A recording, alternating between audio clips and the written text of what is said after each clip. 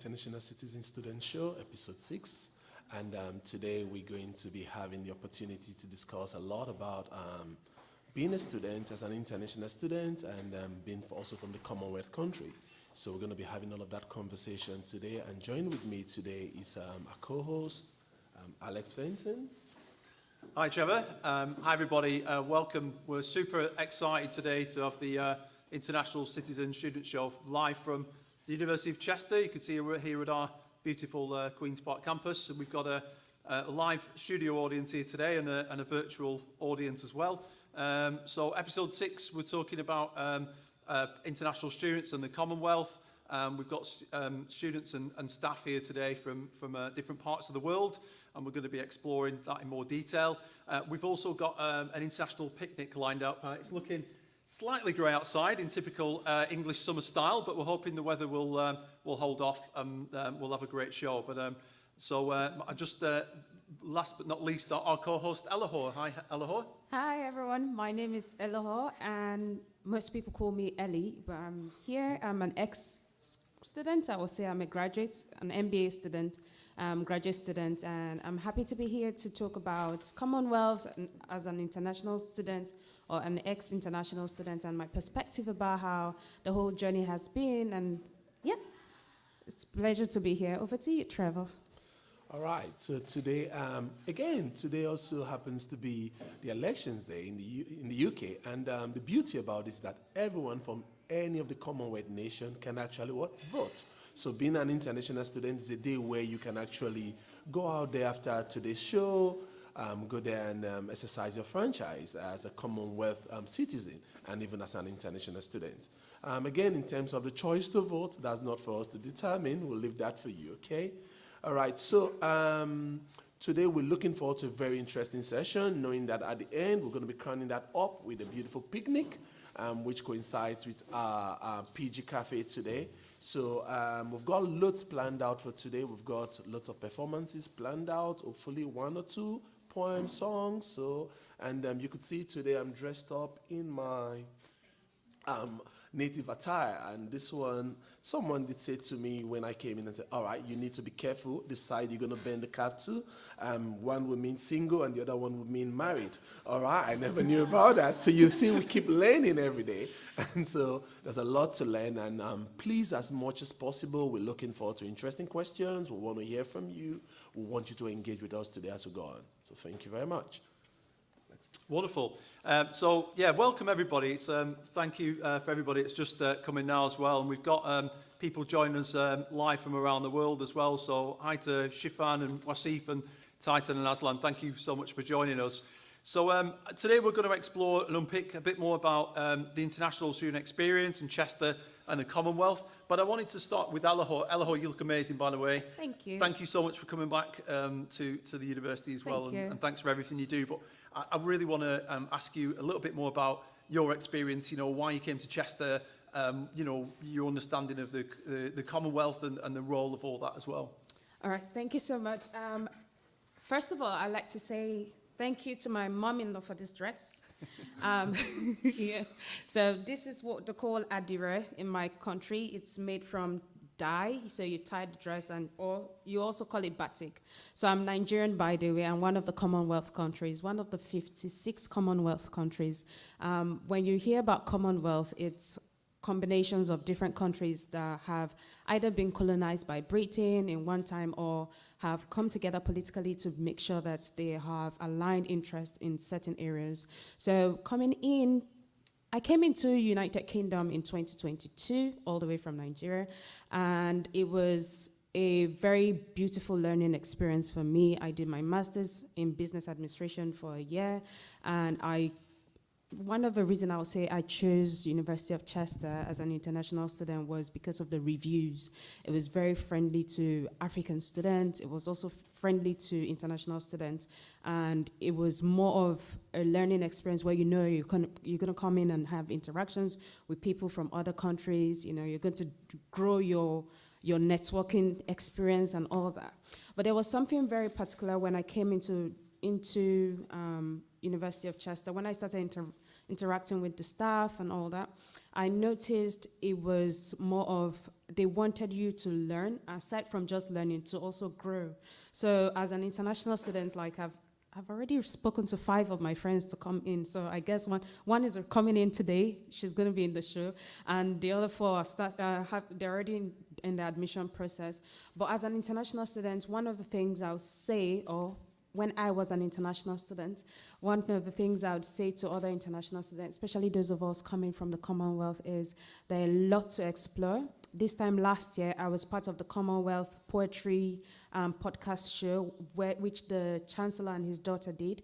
And I also spoke about, I got featured on the social media platform, which was a big deal for my parents, you know. And I spoke about a poem, which was lovely. And so far, so good. There are lots to do. I do not want to talk a lot.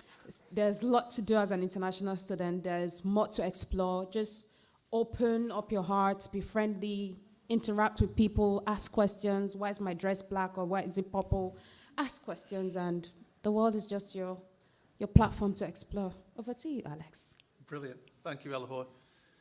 Good. And I also did, today I'm a lecturer here in the University of Chester, but I actually came here as an international student myself. That was 17 years ago now. I remember coming to Sheffield to study for my MSc in International Business and Management at the time.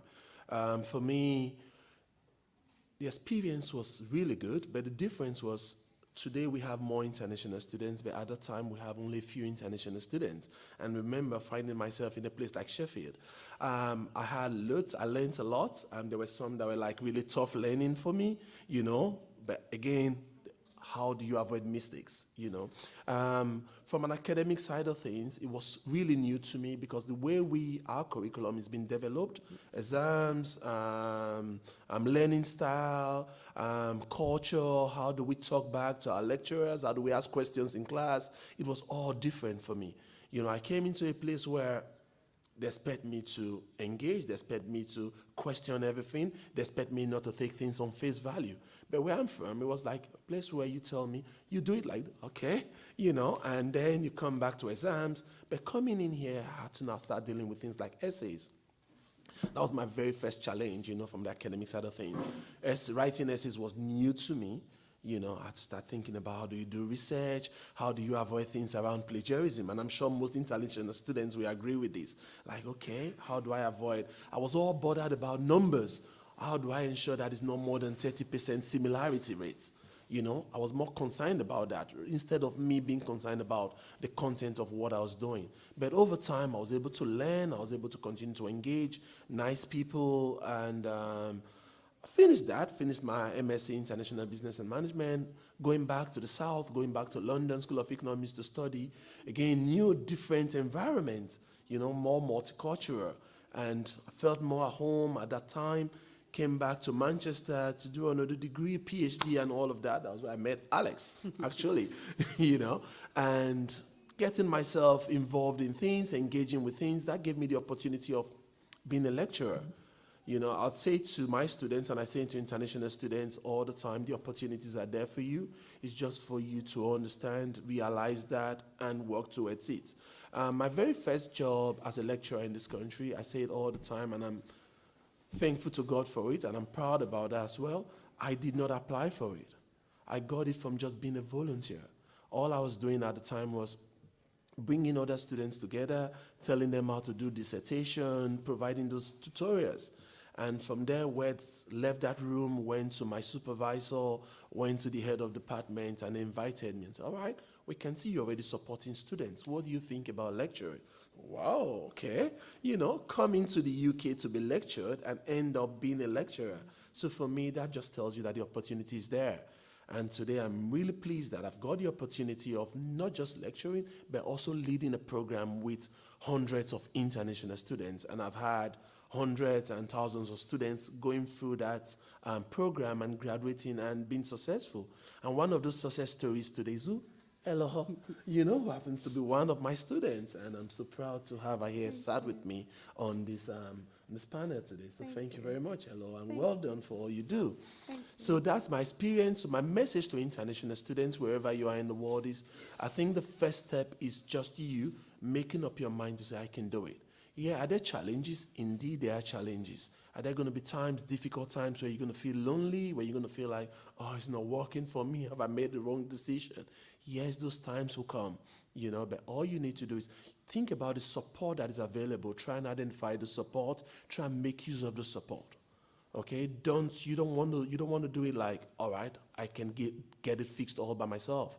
It wouldn't work like that. Okay, seek support. Use your PAT system. In our university, for example, we've got personal academic tutor. Use your personal academic tutor. Use the student voice system which we've got in place. Use all of this. The more you engage with all of these systems, support systems available, the more the work becomes easier for you. And when you're not sure in class, never you forget to ask the lecturer, I don't understand. Okay, I want more help. I need help. I need you to tell me. There's no stupid question. I say that to my students all the time. The only stupid thing you can do as a student is not asking when you don't understand. Okay, so as a student, if you don't understand, just say, I don't understand. Seek help. If you think you can't speak out in class, there's nothing wrong with you sending an email to the lecturer and say, can we have a meeting? Can I meet with you? And I'm sure colleagues here at the University of Chester, we're always happy to help. We don't want you to get to the point where it didn't work, you failed the module or the assignment, and you're coming back to say, I wish. No. It's teaching time, saves 9 essay, okay? So get it done, and we're here to support you. Thank you. Brilliant. Thank you so much, Trevor.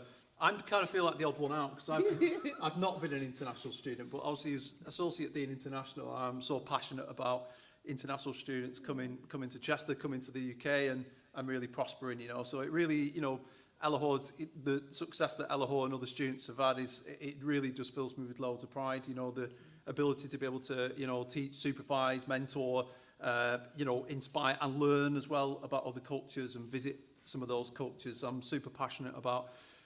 We've got a record live audience joined us today, apart from here in Chester, online as well, and loads of interesting questions coming in about Chester. We will, Jodie's working through some of those and answering those live as well. If you've got any kind of more general questions or thoughts, we will try and feature some of those at the end of the show. But I think we can sort of move into a bit of the show now where we're trying to unpick the fun bit where we're going to, have some poetry, some readings, and maybe a song, Trevor. We'll see how we go. But we got inspired by our Chancellor, Giles Brandreth, Elohor mentioned, and his daughter, Afra, of the Commonwealth Poetry Podcast. So they reached out to us and said, can you get some international students from the Commonwealth? And we'll do an episode. So we took some inspiration for that for the Festival of Ideas today as well. So it's nice we can kind of go full circle with that. But Elohor, I believe you've got a poem from Nigeria to start us off with. Yes, I do. So it's not a Nigerian poem, so I'm not singing or saying it in my dialect or in Nigerian dialect, but it's by a Nigerian author, and his name is Ben Okri. He's quite popular. If you don't know him, and you're from Nigeria or you're from Africa, I don't know what to do. So it's called An African Elegy, all right? We are the miracles that God made to taste the bitter fruit of time. We are precious, and one day our suffering will turn into the wonders of the earth. There are things that burn me now, which turn golden when I am happy. Do you see the mystery of my pain? That we bear poverty and are able to sing and dream sweet things? And that we never curse the air when it is warm, or the fruit when it tastes so good, or the lights that bounce gently on the waters. We bless things even in our pain. We bless them in silence. That is why our music is so sweet, Afrobeat. It makes the air remember. There are secret miracles at work that only time will bring forth. I too have heard the dead singing. They tell me that this life is sweet. It's so good. They tell me to live it gently, with fire and always with hope. There's wonder here. And there's surprise. In everything, the unseen moves. The ocean is full of songs.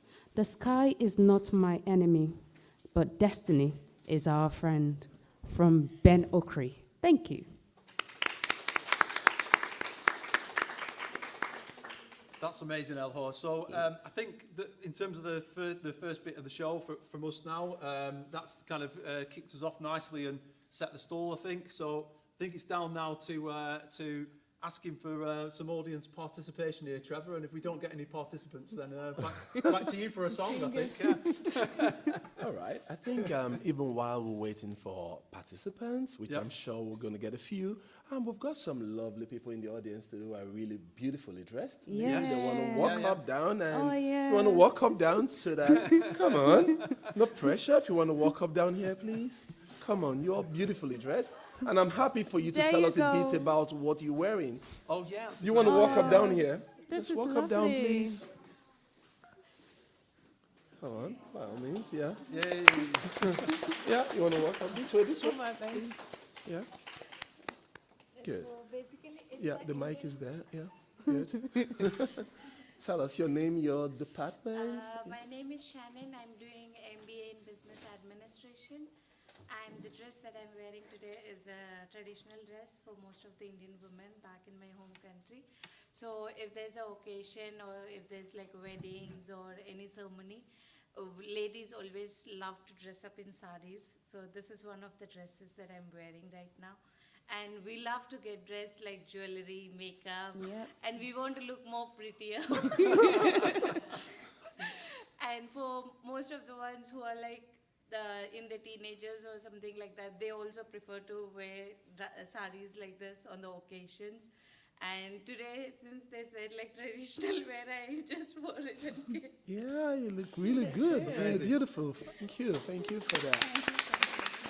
And sorry, I know we didn't plan any of these. If you just want to tell us about your experience so far here at the University of Chester as an MBA student. To be honest, first I was scared because my visa got delayed, and my husband was coming with me, and everything was at stake for me because I had spent so much money and I had made so much effort. Since I was the one getting late for the classes as well, I was so much stressed out, and I came first in the month of November, and then in December my husband joined me. So first 3-4 months it was very difficult for me to adjust to the cold weather. Out here it's freezing. Back in India it's not like this, and like the food also it's very different. We do most of our food is like home cooked, so we cook rice and different varieties of curries and lentils. But here it's mostly like meat and bread, and you have the soups. So I was a little bit difficult for me because I'm used to having homemade food, then like changing. But once my husband joined me, it became easier because he was helping hand for me. And coming to uni, it has been a great experience for me. I learned a lot about the subjects that I'm studying and how I can improve myself and get a better job position. And I was interested also taking up part-time jobs.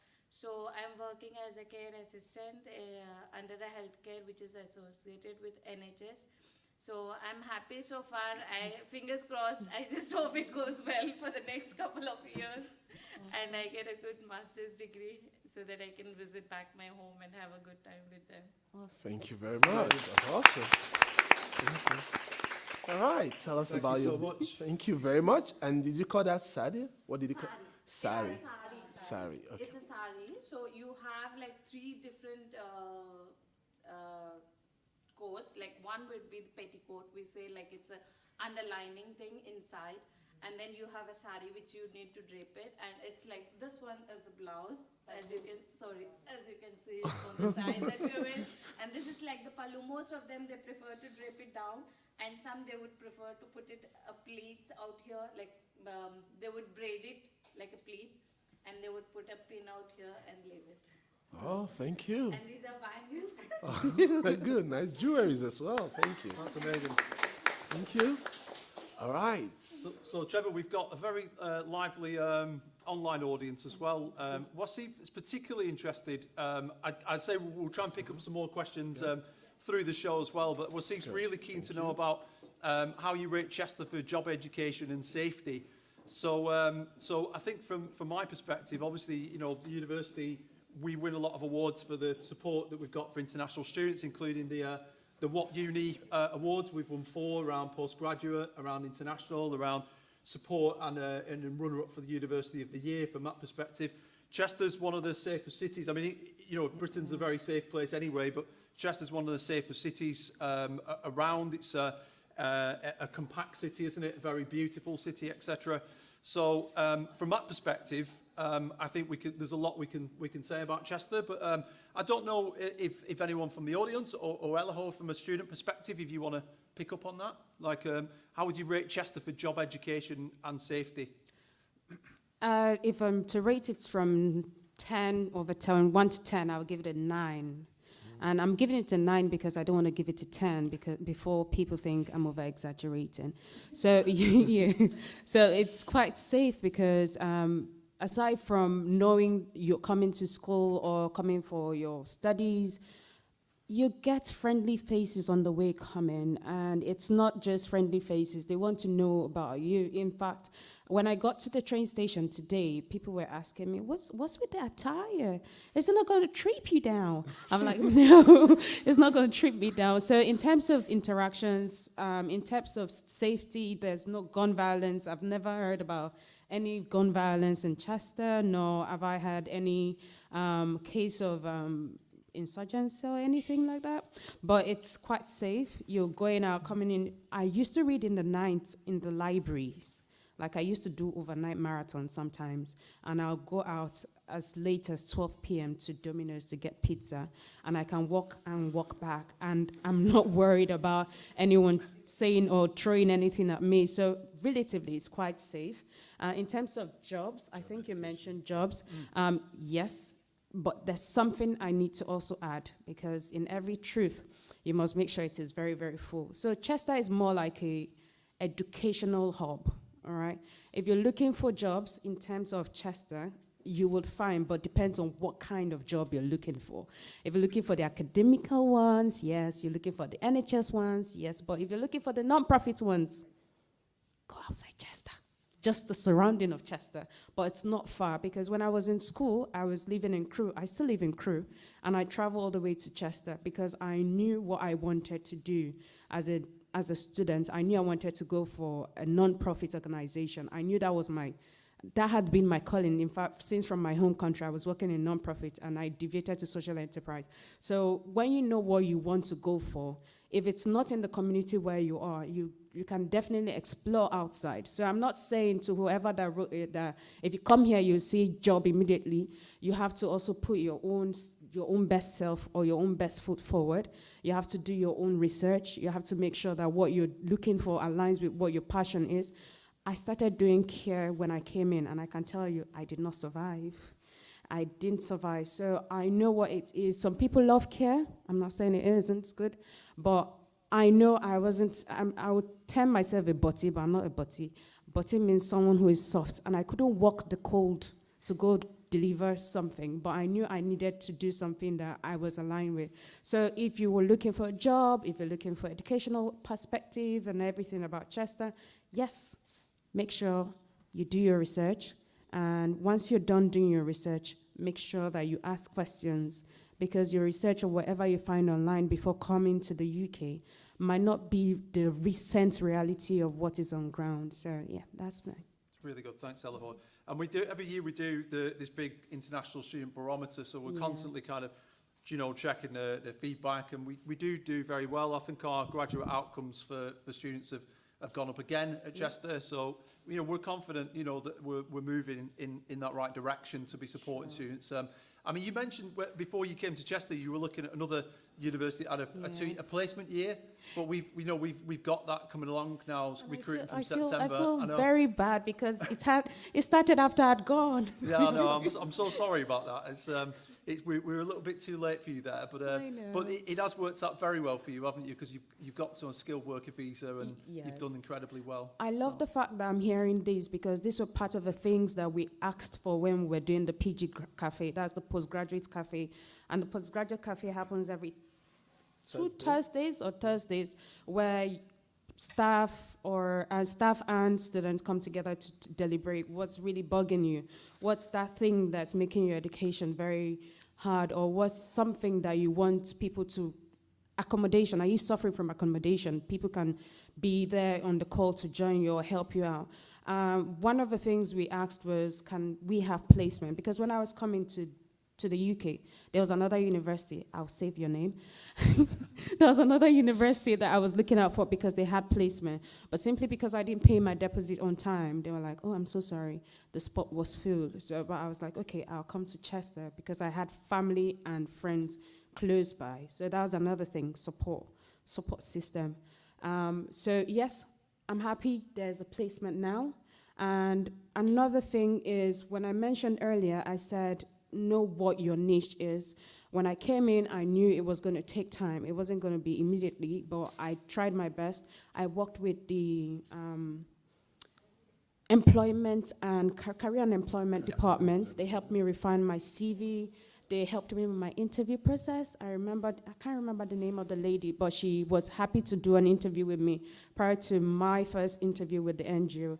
And when I applied what I learned from the Chester Difference Award learnings and the career and employment employment trainings too, I was able to get the job. And yes, now I'm on a tier 2 skilled workers visa, and I have my husband with me. Double blessings.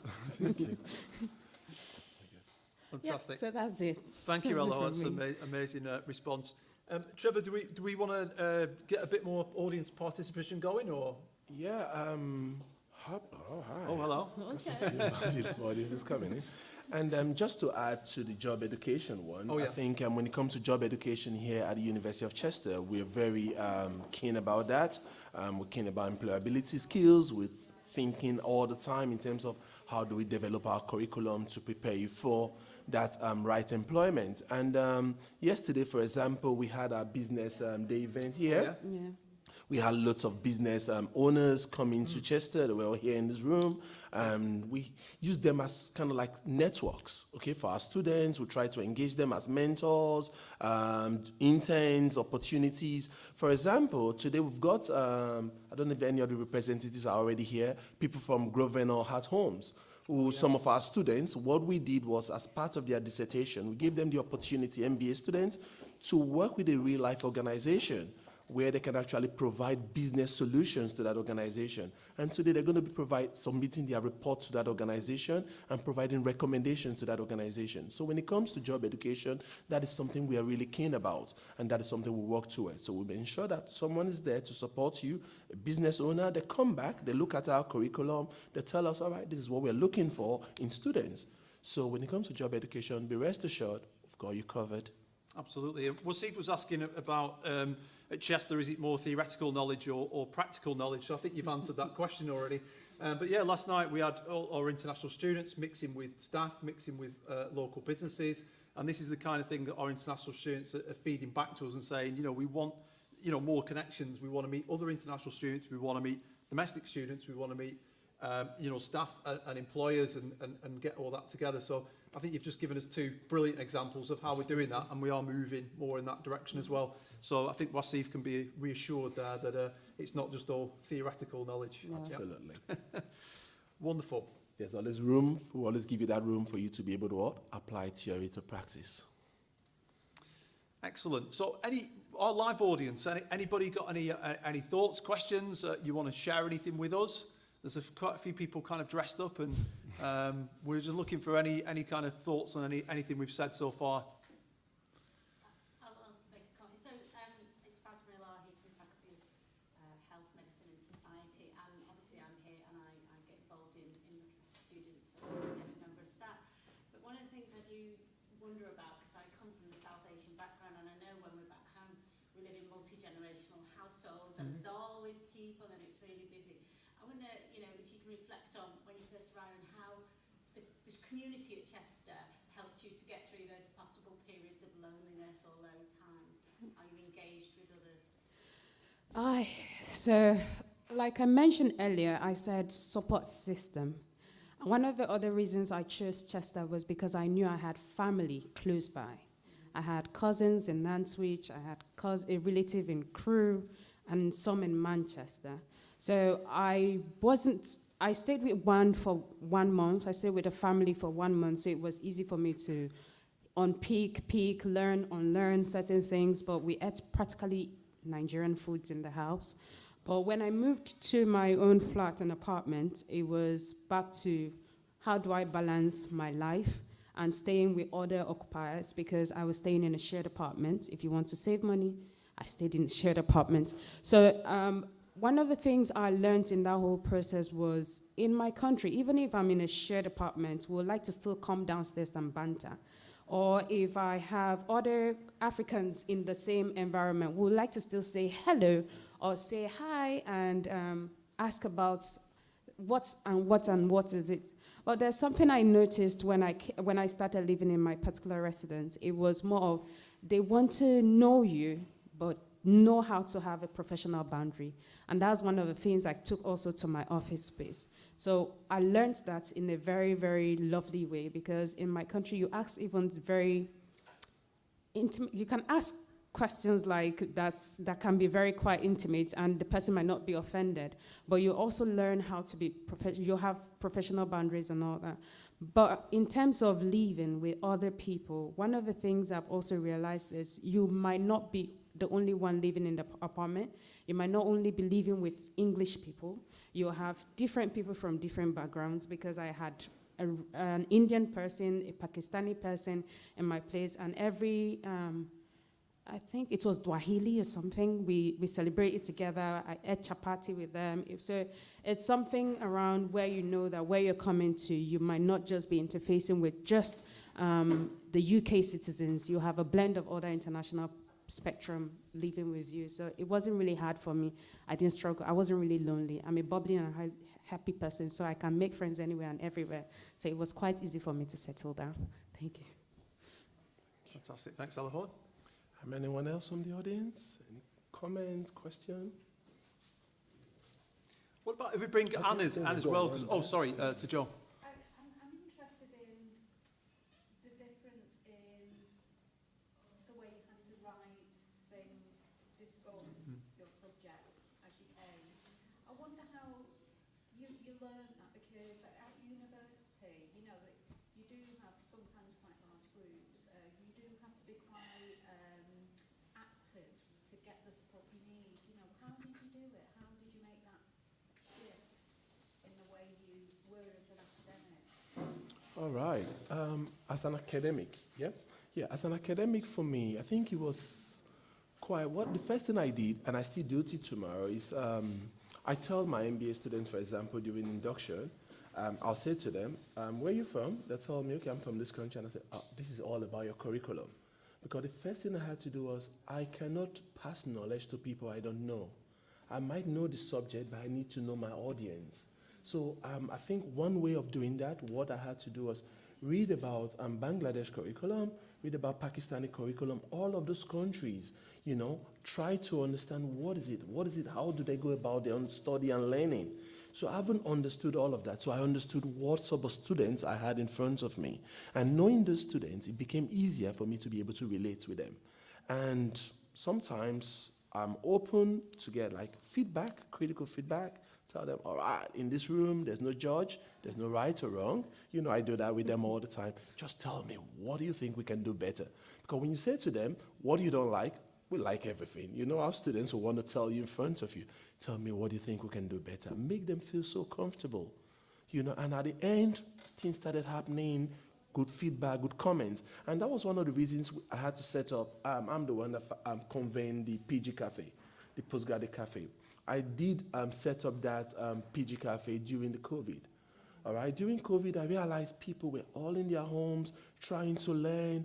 You don't know what's going on. And I felt like, okay, how am I going to break this ice? Set up the PG Cafe and said, all right, students, we're going to come in here. Today, we're not going to do any recording. Okay, today is you telling us what you think we can do better at University of Chester in the comforts of your homes. All right, at the beginning, turn off their videos, be very critical. You know, Roger, for example, was always there joining me in PG Cafe session. And guess what? From the PG Cafe session that year, the students all felt like they were in a class experience. You know, they could feel like that personal touch. And with that person at church, they became more comfortable. And when students are comfortable, believe it or not, they'll want to engage. Yeah. I've seen colleagues come back to me sometimes and say, that class, no one talks there. I said, no, you're not telling them. Okay, go back there, do it this way, do it that. And they come out, oh, wow, they're awesome, they're bright people. Again, it's just us as academic, we need to understand our audience, you know. And again, it's not our fault. Some of us, it depends on how we've been exposed to teaching international students.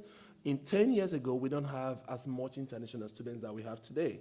So I think it's just about understanding those cultural differences, you know, what can be said, how can I make them comfortable, understanding the fact that some of them will come from some countries where students can ask a lecturer a question, you know, so you know, be aware of that. So how do you make them ask questions? How do you make them engage? You know, again, even little things as good as how you organize the class setting. So for example, I know sometimes students will come. We could even experience that now. You find that all Indian students want to sit around Indian students, Nigerians want to be around. I don't allow that. I'll say to them, all right, good, I know you want to do this.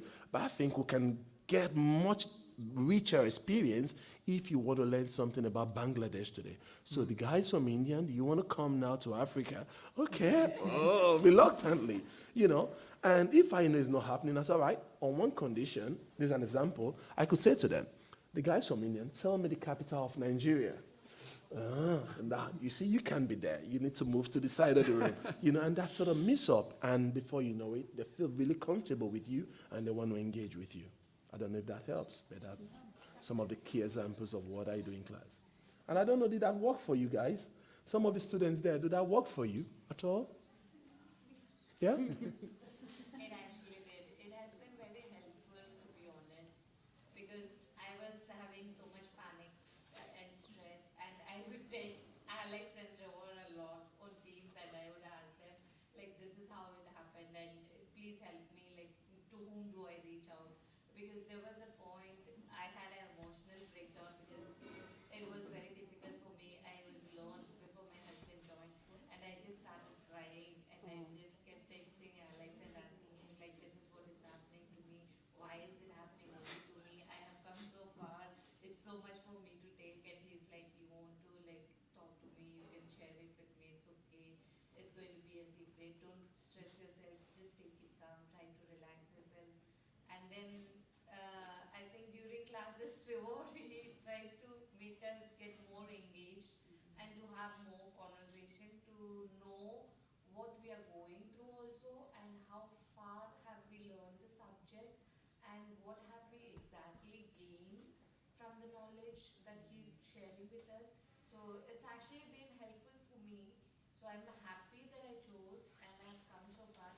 Now, to be honest, I have balanced my personal life and my work life and my education, because it's 3 directions that I'm doing. So it's been really good for me, to be honest. Awesome. So I'm happy. Thank you very much for that. That's really kind. Okay. Have we got any other volunteers? We've got some beautiful outfits here. If anybody wants to come up and talk to us, and if not, I'm going to put my colleague Anne on the spot to tell us a little bit about coming from China, if that's all right, Anne. Could you could you come up to the front, Anne? Because we've talked a lot about Commonwealth countries as well, and obviously you've been an international student, and now you're a colleague here from China. Mary's here as well, who's my PhD students come from China as well. So we've got a growing, you know, connections in China. And Anne and I had the opportunity to go to China recently and learn from Chinese colleagues. So could you just talk to us a bit about what it's like coming from China into the UK as a student and now a member of staff? Yeah, and when you heard Trevor says that he came here about 17 years ago, right? You said, wow, that's great. How do you do that? Guess what? I can't calculate it by using my fingers. I was like, well, actually, I arrived in the UK about 21 years ago. I didn't realize like I was that old now. But anyway, so when I came here, it was actually my first ever trip out of China, out of my comfort zone. And it was a big step because I did get an offer, kind of like you don't have to, you know, have any exams. I could be being offered by that Shanghai University. I was a law student. So because I was academically quite fit, so they said, well, you don't have to pass exams. You could just go automatically specifically to our postgraduate cohort, but it does take about 3 years. And that time, almost like coming out of, to a different country was my dream. And it was like almost like a kismet thing, because originally I was applying for New Zealand, first of all, but however, something happened because there was a gap about half a year before they could accept, because the application system is different, and therefore I had to wait for half a year. And then I thought, no, all of a sudden a door opened to me to come to the UK, which I thought, well, that time was only 1 year, although intensive, quite intense course, but I thought I could do that. And basically I thought economic-wise it could be quite wise to do so as well. It's international student because it reduced the cost as compared to going other good, really, really good, high-quality teaching countries. So I decided to take the really bold step and traveling. I still remember that when leaving at the airport, my dad is such a, a family person, and my dad is just, I'm supposed to be, my dad is girl, and then I remember he was saying, like, he was really almost in tears when he was seeing me off, because never left the country for so long. And I did not really even look back, because I thought I didn't have the courage. I just walk ahead and that corridor. And that was kind of a start of a very unexpected experience, because guess what, as the first time traveler, and I was so inexperienced, and I just give the crew member my hand luggage, whereas I've got my checked-in luggage at somewhere in the aircraft. And guess what, we went into Newcastle airport and get told that first time ever that that the flight was cancelled, so they've got to wait for the connection flight, which I was lucky because I was with another students going to the same place, and so we kind of like grouped together. That was nice, but then we eventually got onto a replacement flight. But when we arrived in Newcastle airport, I was told that I just couldn't get any luggage at all because they both just gone elsewhere. So I don't know where they went, and I arrived in a completely different environment. Supposed to have a culture shock, and another shock is I've got nothing with me apart from my backpack. And even funny, like eventually, like I got my small suitcase, arrived about a week later. Funny enough that my small suitcase, the hand luggage, kind of like one wheel was broken, the handle was broken, and this and broken, that's broken.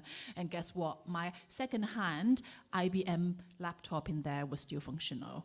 That's why I become an advocate of IBM things, because I was like, how could it be? I thought, well, being smashed into pieces. But anyway, although despite of that, I've got the piece of gadget I could do my work, because I was entering for about one month of a language course. Although now you're thinking, well, English seems to be okay, but you don't need language. But guess what? That time, about 21 years ago, I did need a language course to pay extra to just really. And that was really good, because it gave me that buffer time to kind of act as a the time for me to get used to the accent in Durham. That time was really, really strong northern accent, and get used to, the cuisine, the weather and everything. And I was amazed one day, I was walking at about 9 o'clock, 9:30, and that time was still bright, and I was like, wow, that's amazing. So everything is so different. But I still have missed all this luggage and everything. My big one was all my clothes. I don't know how I lived to be. Probably I just live on the same top the whole month, I don't know.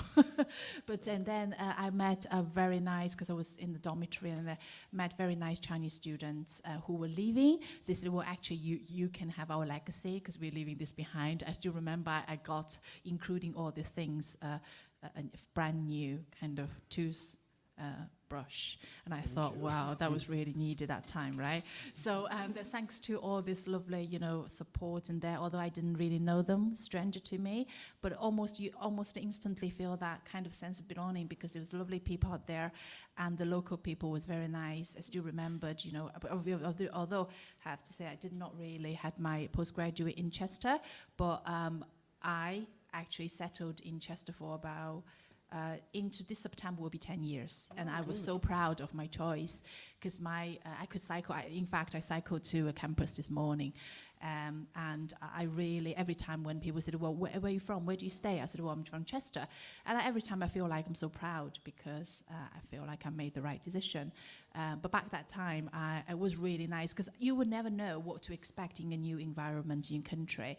But I remember one day I was going to post a letter and I was looking for a post office, but I was walking on the street somewhere, quite close to our campus, and just a local resident, a gentleman, and spotted that I seems to be lost. So he approached me very nice to say, can I help you? You seem to be lost. So I said, explained what I wanted to do. He said, oh, fine, but it's a Sunday. The post office will be closed anyway. That's not a shock because I was like, Calby, in back home, it should be open during the evening and in the weekend. So, oh, no, I didn't realize that. And then he said, well, actually, just a token of gift as hello from me to you as kind of, newcomer to here. So he just took out his wallet and then got out, he said, there is a stamp for you. You can just put on and put in the letterbox. So I thought, wow, that's great. I did not expect that at all. Plus, he was trying to take me to where I want to go as well, physically, and led the way. So that obviously gave me a lot of confidence and just a comfort to say that, the people were so nice and my peers at the university were so nice. And you were found the same in Chester, I'm sure. And this is what we're trying to create as well. And of course, I haven't taught anything about my, academic.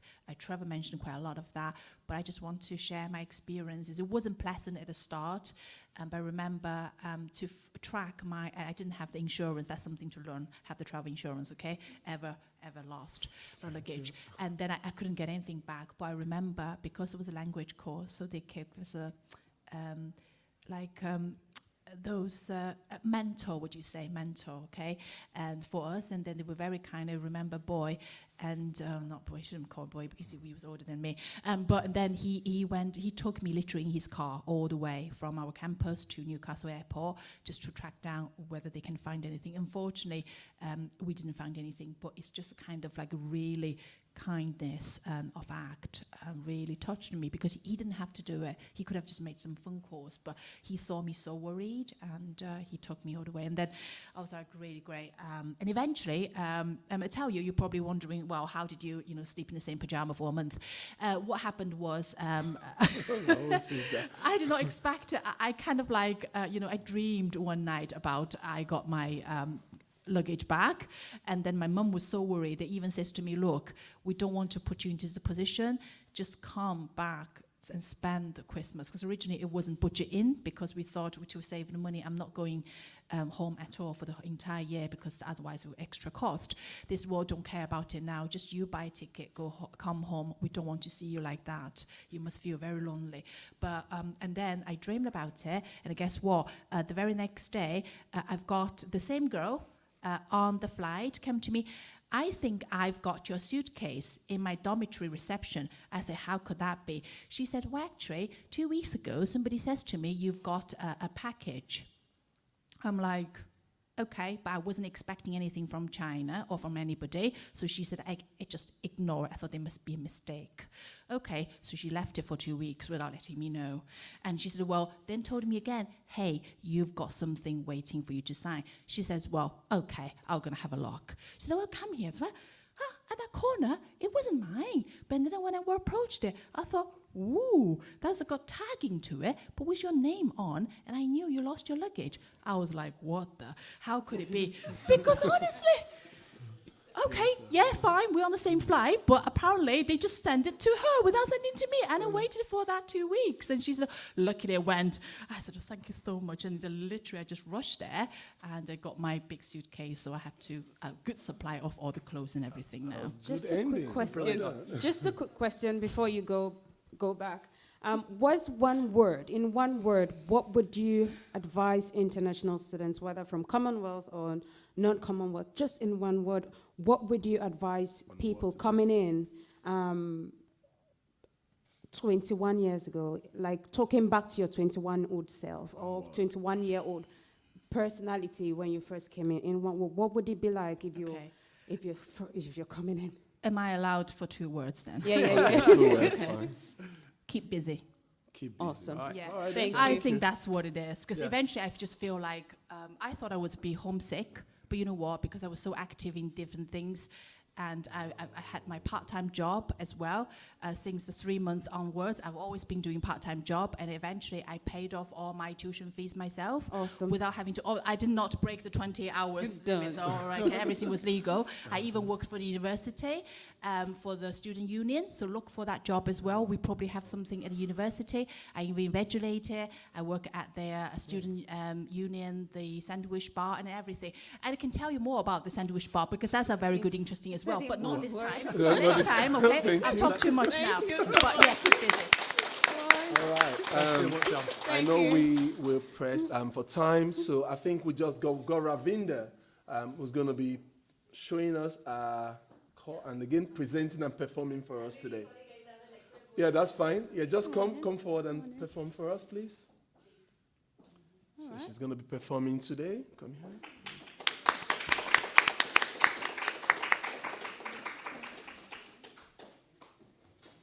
So,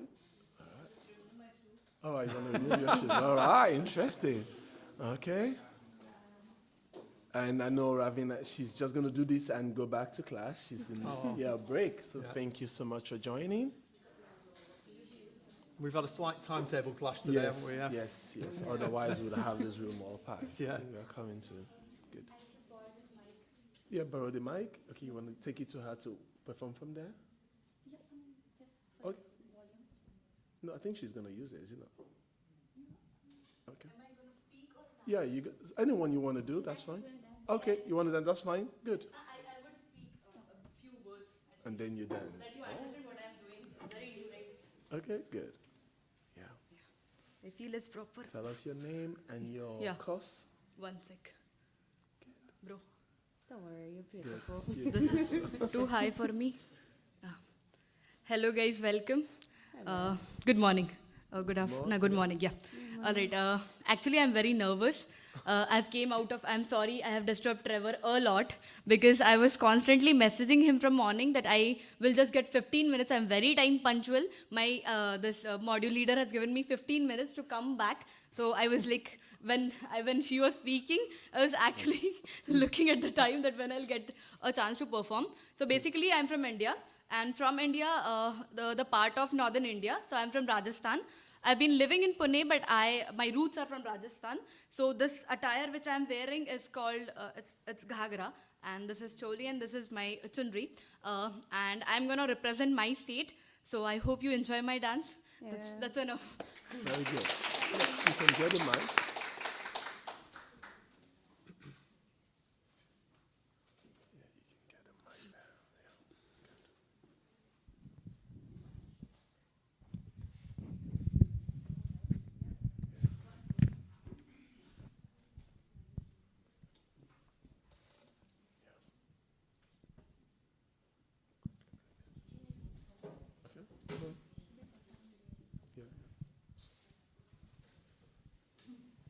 Sorry for the delay. Good. All right. She just got quick ready of this change of a dress, like maybe in 2 minutes. Should we just take a quick live question, Trevor? Good whilst we're just question. Why are preparing? you doing that? Yeah, So, quick question. so there was a good question coming from our friend online here, Wasif, who's asking, would you suggest living in Chester or Manchester? Can I live in Manchester while studying Chester? Is the travel distance too much and would I be able to manage? I wonder if we should ask some of our international students where they live and work. Where do you live and work, guys? Liverpool? Liverpool? Yeah. And Manchester as well? You Manchester? Yeah, so Chester, Manchester, Liverpool. You see, there's a lot of accommodation and jobs in Manchester and Liverpool as well, isn't there? So, so that's quite feasible, isn't it, to get the... You get the train in, guys? Yeah, okay. Direct train. It's like 45 minutes. 45 minutes on a direct train. And you come in for the block delivery, right? So you... And then you're working on other days? Okay, great stuff. Thank you very much for that. 23 minutes. 23 minutes from Crewe. Yeah. Okay. So By you train. by train. Thanks for that, Elohor. If you want to save money, take the bus. It's 1 hour, 20 minutes. Oh, 1 hour 20 on the bus. But bus is cheaper though, right? It is. Yeah, but slower. Definitely. Yeah, Yeah, read on the exactly. way. Yeah. Any other question? Yep. Keep busy. Just saying, you live in Chester, don't you? Yes. Do you think there are any advantages to being Yeah, definitely. I think it's when you work in Chester, you're quite close to a lot of the stuff that's going on. So I feel like that's an advantage. Me personally, I live and work in Chester, but whenever I want a cultural dose, I go to Manchester. Awesome. Okay. Ready? I'm ready. All right. Go on.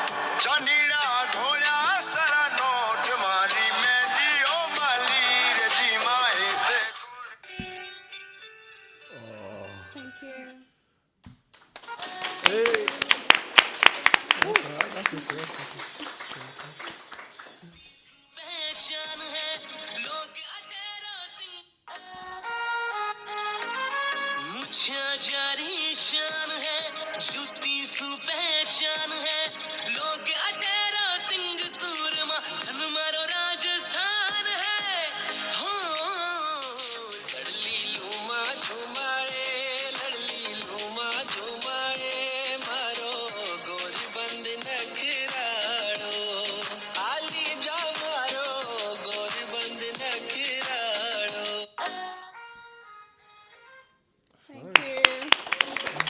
That's okay. That's all right. That's fine. Okay. All right. Thank you very much. Is there one more? Oh, sorry. Thank you.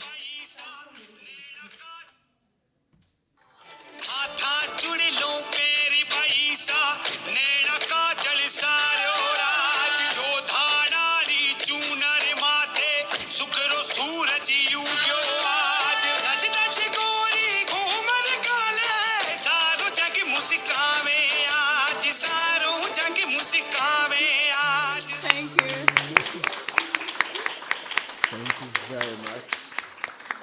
Thank you very, very much. That was really good. Audience, I'm sure you all enjoyed that. The virtual audience, really. The virtual audience enjoying it. Thank you very much. That was a Why great not? Yeah, performance. Yeah. I think we're going to be doing this most times now, so we can say lovely dance. Thank you very much. Yeah, you're welcome. Thank you. And felt like I was in India. Yeah, that was really good. Really good, really good. And so now we get into as the end of today's show. I know we don't want it to end, but it gets to that time where we need to end. And as soon as we end this, for those of you who are around, I know many more students are going to be coming in. Then we're going to be getting on with the picnic. And the audience at home, I'm really sorry you can join the picnic, but just have fun at home as well, okay? Thank you. Alex? So that's it, everybody. Thank you so much to our live audience. Thank you so much to AV as well for sorting out all the technology today. It's been wonderful. And thank you to our virtual audience as well for all the great questions. We're super excited and kind of relieved that this came off in the end in terms of the technology.